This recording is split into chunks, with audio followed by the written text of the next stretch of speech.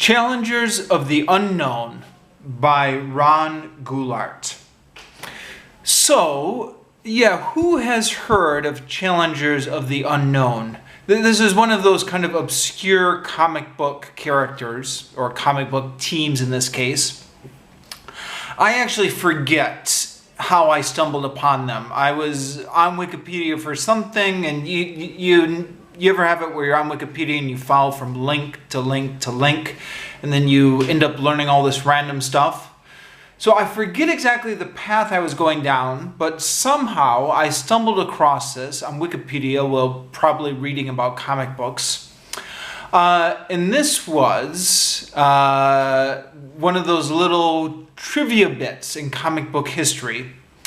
This was the first comic book team that Jack Kirby made before going over to Marvel and writing the Fantastic Four. Challengers of the Unknown was made when he was working for DC Comics. And they don't have any superpowers. They're just kind of like a team of normal humans. But it's largely seen as like his first draft of the Fantastic Four.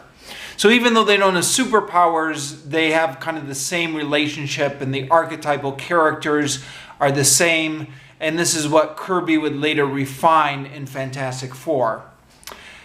And they are, I guess that's the only reason they're famous, is because they were kind of the first draft of the Fantastic Four. But if you know anything about comic books, if you're a comic book geek, you know that these comic book companies kind of never let anything die, or anything with any sort of name recognition. They keep kind of bringing them back and back and back, which is what I love about comic books. How kind of these obscure characters from the 1950s and the 1960s will kind of come back again every now and again, and kind of sometimes they fit and sometimes they don't, but this kind of ongoing experimentation with all these bizarre characters from the Golden Age and the Silver Age, etc.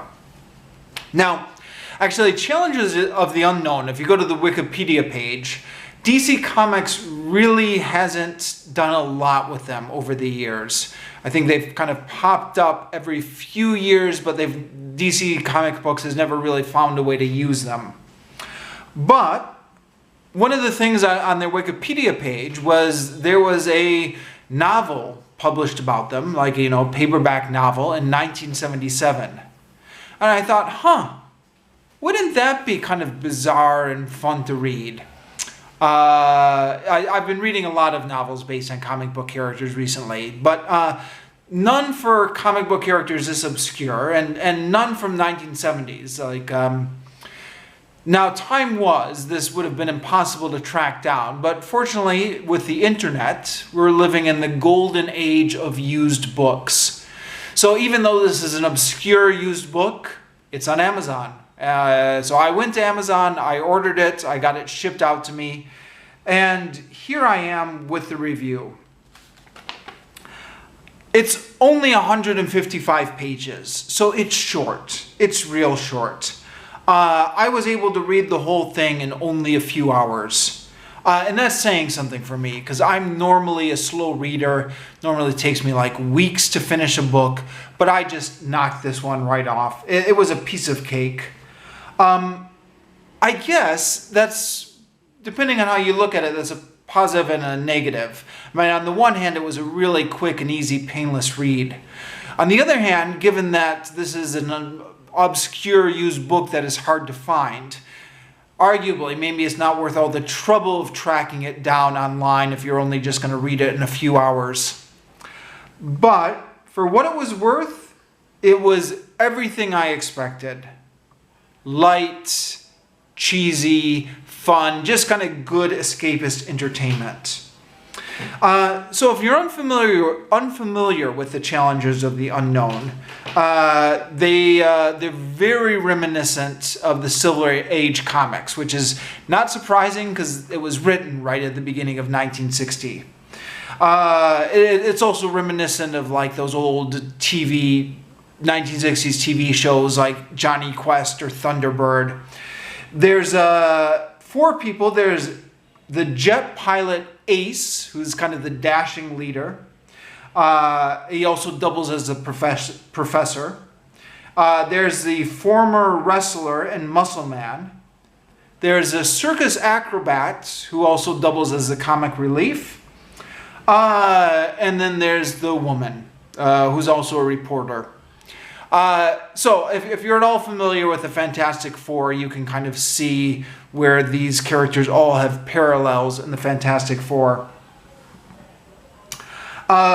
This team doesn't have any superpowers, but their team dynamics play out very much like the Fantastic Four. Now, this book, for escapist entertainment based on dumb comic book characters, has a surprising political edge to it. The book is about how the American CIA, they don't call it the CIA, they changed it to the National Espionage Agency, but it's the CIA essentially. The CIA is plotting together with an oil company to plan a coup in a fictional South American country because they don't like the democratically elected president, and they think if they install a dictatorship, it would be friendlier to the oil company. Now, it's a little bit kind of heavy politics for escapist book based on comic book characters, huh? Although it's worth noting, this came out in 1977. 1975 was the Church Committee hearings. So this was kind of post-Watergate. There was a committee in Congress called the Church Committee because the chairman was some guy named Church. And this committee essentially investigated everything the CIA had been up to for like the last 20 years or 30 years, from the 1940s to the 1970s. And this is where it started coming into the news that the CIA had been actually responsible for a coup in Guatemala in 1950s and a coup in Chile in the 1970s, because, and in both of these cases, overthrowing democratically elected presidents and installing right-wing regimes. So this book was just published in 1977. You can imagine this would be very much on people's minds. For better or for worse, though, the book never gets too preachy. Maybe for worse, I don't know, maybe it would have been better to get a little bit preachy on this. But having established this kind of basic plot, this is just kind of their excuse to go into a monster story in a South American lake. And there's also a plot about Nazis running around in South America. Yeah, one thing, they're using a fictional South American country. So it's not a real place, it's fictional. And it's Uruguay with an E.